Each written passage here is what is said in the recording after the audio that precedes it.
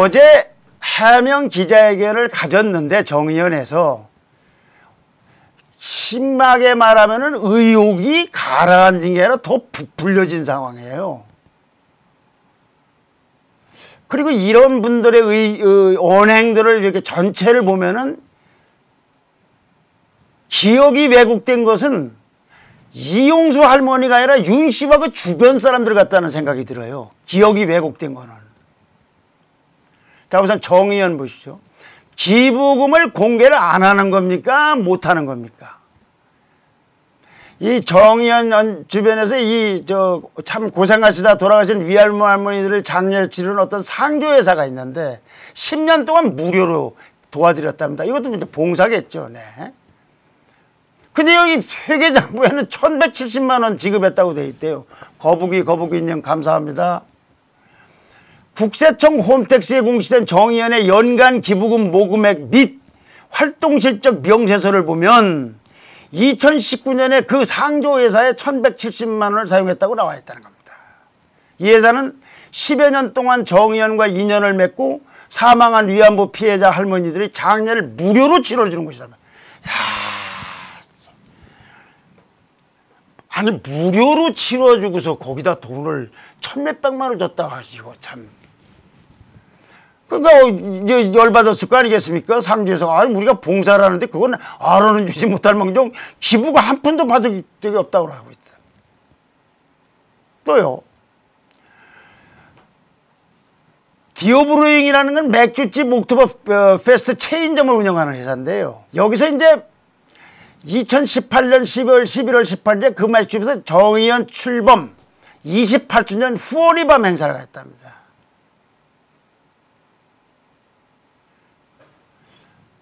근데 이제 이 회사는 972만 원을 받은 뒤에 재료비하고 인건비는 뭐 어떡할 수가 없으니까 요것만 제하고 그게 한 430만 원 들어갔으니까 542만 원은 그냥 후원하겠습니다. 뭐 능히 그럴 수 있어요. 저 위안부 할머니들을 위해서 이렇게 열심히 하는 정의연으로 알았으니까. 근데 나중에 실제 결제한 금액은 972만 원에서 430만 원 빼고 542만 원, 430만 원만 결제가 된 거예요. 근데 정의연은 그 국세청 거기 보면 체계 처리했다고 하기로 얼마냐면 3,339만 원을 처리했다고 적혀 있대요. 이 돈이 얼마나 큰 돈이냐면 그 해에 위안부 피해자들에게 27명에게 지불한 2,320만 원보다 1,000만 원이 넘은 겁니다. 1,000만 원도 더 많아요. 홍정표님 감사합니다. 1인당 86만 원씩 계산했어요. 거기 후원의 밤 행사할 때 실제로는 400몇십만 원을 지불하고 기록상으로는 3천 몇백만 원을 지불했다고 하는 그 액수는 27명 위할머 할머니들에게 받은 전체 돈 2,320만 원보다 1,000만 원보다도 조금 더 많다 그런 얘기예요. 그러니까 여기에 대해서 정의연은 이 돈은 모두 이 옥토버 페스트에서 썼다는 게 아니라 여기저기서 했던 지출 총액을 그냥 장부상 거기다 이렇게 몰아넣었다고 그러는데 몰아넣었다요. 이 회계 처리를 안 해본 사람들은 저 같은 사람들 저게 저럴 수도 있겠나 싶은데 그게 전문가들 얘기로는 그렇게 해야 안 된다고 합니다. 제 생각에도 이거 귀찮고 이거 귀찮으니까 내가 정직하면 되자 그렇게 모아놓으면 될 것 같은데 사업하는 분들이 그게 안 되나 봐요. 회계장부 법상에도. 그럴 수에는 불가능하다는 겁니다. 이런 회계정부 정리는. 공익법인이 결산서류 공시방법을 규정한 세법 규칙에 보면 법입니다. 규칙에. 동일한 목적으로 지출한 비용은 동일한 목적별로 작성할 수 있는 것이고 연간 100만 원 이상의 경우에는 개별 단체별로 이렇게 다 따로 작성을 해야 된대요. 100만 원 이상의 경우에는. 이걸 모아놨다는 건 말이 안 된다는 거죠. 거기에는 변호사도 있고 회계사도 있다고 그랬지 않습니까? 이런 분들이 있는데 왜 이렇게 됐어요? 이러니까 우리의 선의를 아무리 믿어달라고 해도 세계적인 인권단체고 그렇게 고생을 한 단체고 그렇게 보람 있는 단체라 하더라도 아니 그건 그거고 이건 뭐냐고 물을 수밖에 없는 거예요. 거기에 그냥 주먹구구식으로 하는 분들이 아니라 국제적인 투쟁도 하시는 분들이고 또 변호사하고 회계사도 있는데 왜 이런 얘기를 하고 있어요? 이거를. 누가 봐도 알 수 있는 거를. 저같이 한 번도 그런 걸 하는 사업을 안 해본 사람은 모르지만은 저도 뭔가 하려면은 회계한테 물어봐야 될 거 아니겠습니까? 이거 누구나. 홍정편님, 정이란 이름을 쓴 기생충들이 많습니다. 어이구, 네.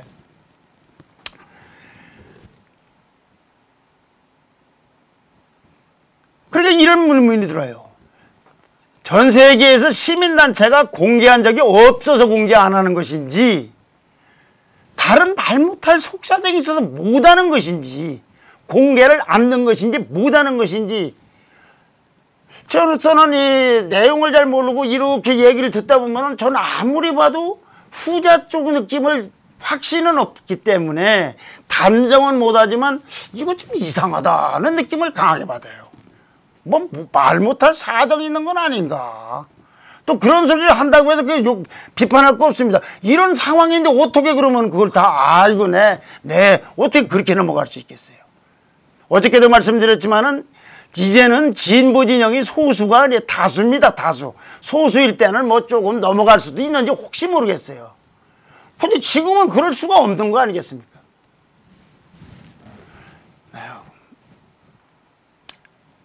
김정심 씨, 무식한 나도 그렇게는 가계부 안 쓴다. 무식하진 않으시겠지만 사실은 가계부도 이렇게 쓰지 않겠죠. 김정심 씨가 무식할 리가 있겠습니까? 많은, 그렇죠. 네네.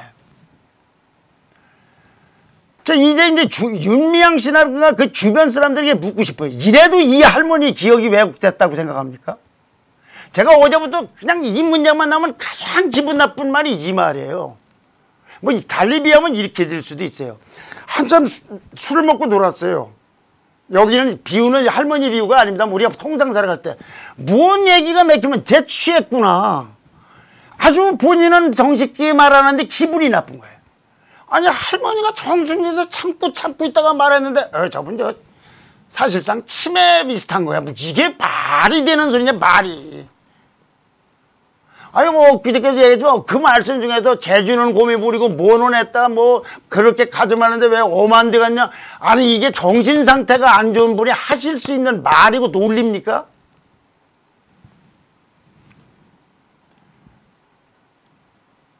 폭로한 할머니에게 윤 씨는 할머니의 기억이 달려져 있음을 알았다고 그랬고, 시민당 우희정 대표는 주변에 계신 분에서 조금 기억이 왜곡된 것 같고 있다. 근데 이분들이요, 할머니 위안부 증언 갖고 저거 진짜냐 가짜냐 논란이 있었던 때가 덜어 있었어요. 그런 뉘앙스로. 그러면은 무슨 소리냐, 할머니의 기억은 뚜렷하다, 피해자를 모욕해서 안 됐다고 바로 그랬던 분이에요. 제가 하던 얘기를 그분들이 했었어요. 근데 이제 와서 이렇게 얘기를 하면 어떻게 됩니까? 자기네들이 했던 말을 모르는, 그래서 기억이 왜곡된 거 아니냐는 거예요. 옛날에 당신네들이 한 말을 기억을 못하고 있는 거 아니냐? 그러니까 기억이 왜곡된 거 아니냐 이거예요. 과거의 기억을. 그런데 이윤 씨는 오늘 페이스북에서 또 참 독특한 얘기를 했어요. 정의기억연대와 저에 대한 공격은 21대 국회에서 더욱 힘차게 전개될 위안부 진상규명과 사죄와 배상 요구에 평화인권운동에 찬물을 끼얹는 보수 언론과 미통당이 만든 모략극 이상도 이하도 아니다고 주장했어요. 저는 보수인 건 맞지만 위안부 진상규명에 반대한 적 한 번도 없고 평화인권운동에다가 찬물을 끼울 생각 전혀 없습니다. 아니 이렇게 생각하는 게 상식적으로 묻는 건데 이걸 보고 이렇게 얘기를 하면 어떻게 됩니까? 그러더니 여기다 또 지난 6개월, 그동안 6개월 동안 가족과 지인들이 숨소리까지 달달 털린, 탈탈 털린 조국 전 법무장관이 생각나는 아침입니다. 난 여기서도 굉장히 위험한 사고방식이, 조국 법무장관은 국민들이 하도 반대를 해서 대통령이 사표를 수리한 사람이에요. 왜 이 털린 부분만 얘기를 해요? 대통령이 사표를 수리한 분이에요, 수리. 그리고 재판을 받고 있어요, 지금. 그러니까 이렇게 좀 따지면은 이 기억에 왜곡됐다고 하는 분들이나 회계장부를 저렇게 이상하게 장부를 정리한 분들, 이전 분들이 과거의 기억이 왜곡된 거, 조국 장관에 대해서 말하는 것도 이게 기억이 왜곡된 건 할머니가 아니라 그 사람들 같다는 생각이 듭니다. 네.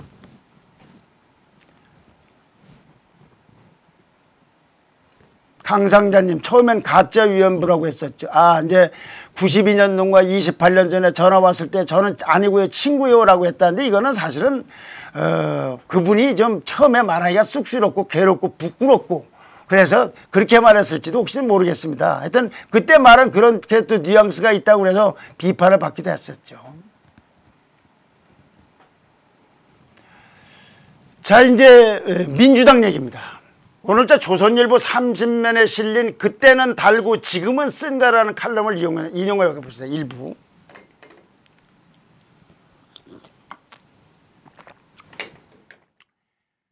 과거 할머니 옆에 난 항상 민주당 사람들이 있었다.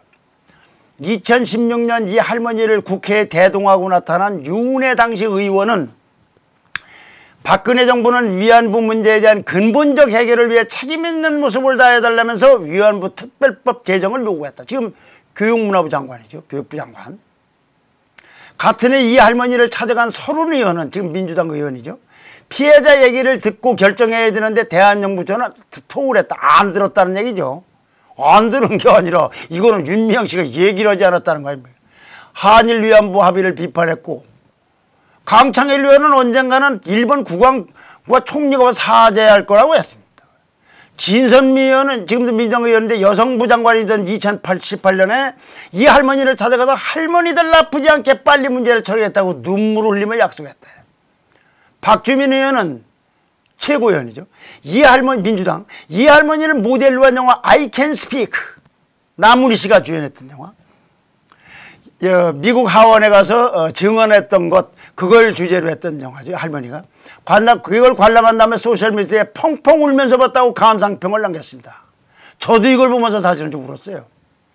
김영우 의원은 지난해 소녀의 평화상을 설치하겠다며 할머니와 함께 대만에 설치하겠다 대만까지 갔다 온 거예요. 자, 이들은 왜 지금 침묵을 하고 있습니까? 특히 민주당 여성 의원들은 왜 입을 다물고 있습니까? 윤미향 씨, 저 여자분 비례 국회 하는 건가요? 저런 여자가 네. 지금으로서는 안 하게 하는 방법이 없죠. 네. 미통당은 정신 좀 차려야 된다. 저도 공감합니다. 위안부 할머니 돈으로 대진년에 돈을 줬나? 그 대진년 학생들이 돈 받고 미국 대사관 사저에 사다리 타고 들어가서 난리쳤구만. 박기용님, 시골 동창회 회계도 이렇게 안 합니다. 할머니들이 산 증인이라고 말하면서 앵벌이한 거 기억 왜곡 천벌 받을 겁니다. 네.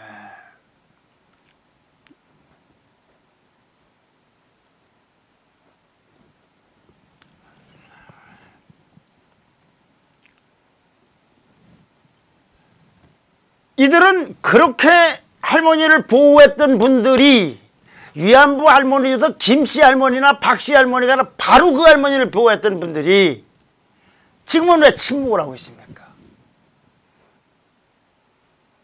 특히 민주당의 여성 의원들은 어째서 입을 닫고 있습니까? 가장 분노해야 될 분들이 왜 입을 닫고 있는 겁니까? 근데 이런 와중에 느닷없이 침묵을 깨트리는 의원이 하나 있어요. 김두관 의원입니다. 오늘 페이스북에다가 이용수 할머니의 기자회견을 핑계로 이게 핑계다. 정의기억연대와 윤미향 당선인에 대한 보수 진영의 공격이 계속되고 있다. 이걸 공격이라고 생각을 해요. 문제를 제기하고 어떻게 됐냐고 따져 묻는 거를 위안부의 역사적 진실을 찾는 기나긴 여정에 인생을 바친 윤 당선자마저 공금 횡령범으로 조작해서는 안 돼. 누가 조작을 해요? 할머니가 의문을 제기했는데 그 할머니 말이 일리가 있다고 생각을 하고 이건 어떻게 되고 있냐 저건 어떻게 되고 문제를 제기하는 거지 무슨 조작을 해요. 횡령범은 어떻게 무슨 조작할 기술이 어디 있습니까? 문제를 제기한 할머니에 대해서는 위로 언급조차 한마디 없이 그리고 폭로가 맞는지 안 맞는지 그걸 검증하려는 언론에 대해서 그걸 뭐 보수 진영이다 뭐라고 재단을 하고 진영 공세를 펴고 있는 거예요. 이게 진영 문제로 넘어가지 않습니다. 이게 무슨 보수 진보 문제입니까? 이거는 이용수 할머니 문제고 위안부 문제예요. 이런 민주당인데 그 당 소속이 될 윤 씨는 국회에서 죽은 자들이 목까지 함께 해내는 고통을 함께 해내는 운동을 만들어 가려 한다고 국회의원 배지단 포부를 밝혔어요. 그런 민주당에서 국회가 들어가면은 죽은 자들이 목같이, 여기는 위안부 할머니들을 얘기하는 거예요. 함께 해내는 운동을 만들어 갑니다. 저 이 포부를 박수 칠 수가 없어요. 이런 사고방식을 갖고 진영의 논리로 그렇게 함께 30년을 했던 분이 말을 나는 진심이라고 주장하니까 기억이 왜곡됐다 그러고, 이러면 반평화운동으로 공격하고, 차라리 그럴 바는 이용수 할머니를 한번 공격해 보세요. 그러면 본인이 문제를 제기해서 그런 것이 언론이 문제를 제기한 거에 갖고 싸우는 게 아니잖아요. 가만히 모르고 있는데, 지금 그 진영 내에서 그 단체 내에서 무슨 일이 있는지를 모르고 있는데 할머니가 얘기하니까 아니 그럼 그렇게 사이좋던데 어떻게 된 거라고 묻는데, 그걸 보고 이건 진영이 무슨 공격을 하고 조작을 하고 한다 그러니, 그런 정당에 들어가서 이렇게 포부가 성스러운 운동이 되겠습니까? 나는 이 포부가 어떻게 펼쳐질지 걱정되고 불안하기만 합니다. 정영군님, 네. 김두관 떨어진 공천장면에서 우리 소리 듣네. 정말 악랄합니다. 네. 정말 불안합니다. 자, 여기까지 키워드를 요약하면, 정 의원은 기부금 공개를 안 하는 겁니까? 못 하는 겁니까? 외부 회계감사도 받아야 될 거 아니에요. 논란이 안 됐으면 받을 게 없죠. 그러니까 논란이 안 돼도 사실은 웬만하면 우리가 투명하게 해서 받겠다고 하는 게 정상인데, 그게 아니고 논란이 돼서 받으라고 하는데 우리는 안 받겠다. 이건 아무리 봐도 이상해요. 그래서 안 하느냐 못 하느냐는 질문이 시청자분도 나오고 저도 나올 거다는 얘기죠. 기억이 왜곡된 거는 자기네들이 옛날에 한 말, 자기네들이 옛날에 회계 처리를 잘못한 분들, 이런 분들이 기억이 왜곡된 거지 왜 할머니가 기억이 왜곡됐냐 이 얘기예요. 통상적으로 볼 때는 그 연배가 되면은 좀 그럴 수도 있는 분이 있지만, 있을 수 있고, 저는 뭐 더 할 것지도 모르지만, 아니 그 할머니 말을 보면 뭐가 기억이 왜곡되는 거예요. 참, 민주당은 왜 여기서 침묵을 지키고 있습니까? 어저께 청와대 강민석 대변인은 한 방송에 출연해서요, 문재인 대통령에 대해서 얘기를 하면서, 지난 임기가 이제 4년째로 들어가는데 지난 3년 동안 문재인 대통령이 태종의 모습이었다면 앞으로 남은 2년은 세종의 모습을 연당케 하는 것이 참으로서의 바람이라고 그랬습니다. 태종은 신권 정치를 제압을 하고 왕권 정치를 확보하면서 확립하면서 이씨 나라로 만들면서 정도전 같은 사람을 제거하면서, 또한 형제들 방석, 그 다음에 자기 형, 그래서 2번이나 왕자의 난의 중심에 섰었고, 그 다음에 천하면 민무구 민무질 형제를 죽였으며 세종의 장인까지도 장하고 엄청난 유혈극을 벌였다. 그래서 이 역사사가들은 이분이 이런 것도 했지만 이씨라는 왕권의 이씨라는 왕조의 나라의 기틀을 잡았다고 그럽니다. 지금은 혈통으로 이어지는 나라가 아니고 자유민주주의 체제에서 투표로 결정되는 겁니다. 권력이. 그럼에도 불구하고 역사라는 건 뭐 너나 할 수, 비유할 수 있고 뭐 이렇게 할 수 있기 때문에, 강민석 대변인의 이 중앙일보 출신인데 글을 잘 쓰던 분이에요, 이분이. 그분이 얘기를 인정을 한다 할 때 3년 동안 태종의 모습이었다는 건 막 미루어짐작건데 좀 적폐청산이라는 거 굉장히 시끄러웠는데, 이런 비유가 맞질 않지만 그렇게 굳이 강민석 대변인 말대로 한다면 전체는 굉장히 시끄럽고 했는데, 이제 진보가 압승했고 이렇게 되고 코로나도 이렇게 끝났으니 이제 이렇게 마무리돼가니 이제 좀 세종처럼 말하자면 저 문화라든가 여러 가지 백성들을 안도시키고 하는 평화로운 세상을 만들겠기를 하는 거겠다는 생각을 갖고 한 것 같아요. 여기서 그러니까 뭐 굳이 어디다 대고 뭐 역사를 이렇게 비유하느냐 이렇게 할 건 없고 문제는 태종과 세종인데 임기 5년 중에 전반기는 태종, 후반기는 세종으로 한다는 얘기입니다. 그래 이제 거기에 대한 견해가 다른 분들도 있겠지만은 일단 이 견해를 믿는다 할 경우, 이 견해에 동의한다 할 경우, 그런데 그는 지난 3년이 굉장히 파란만장했다면 태종처럼 비치는 부분이 있을지 모르겠어요. 이게 이제 적폐청산이라든가 이런 걸 얘기하겠죠.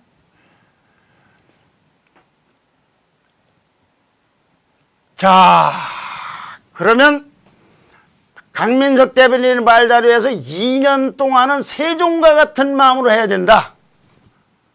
다 넣어놔서 이제 그렇게 태종하고 다른 세종, 3년 동안의 문재인 대통령과 다른 앞으로의 2년 이렇게 비유해서 그 말에 동의한다면 뭘 내야 세종 같은 마음으로 하겠고 그 참모의 바람이 달성되겠습니까? 저는 이용수 할머니 같은 분의 한을 풀어줘야 된다고 봅니다. 그러자면 윤 씨와 정의연을 둘러싼 이 의혹이 규명이 우선돼야 돼요. 이래야 세종의 같은 사람으로 비칠 거 아니겠습니까?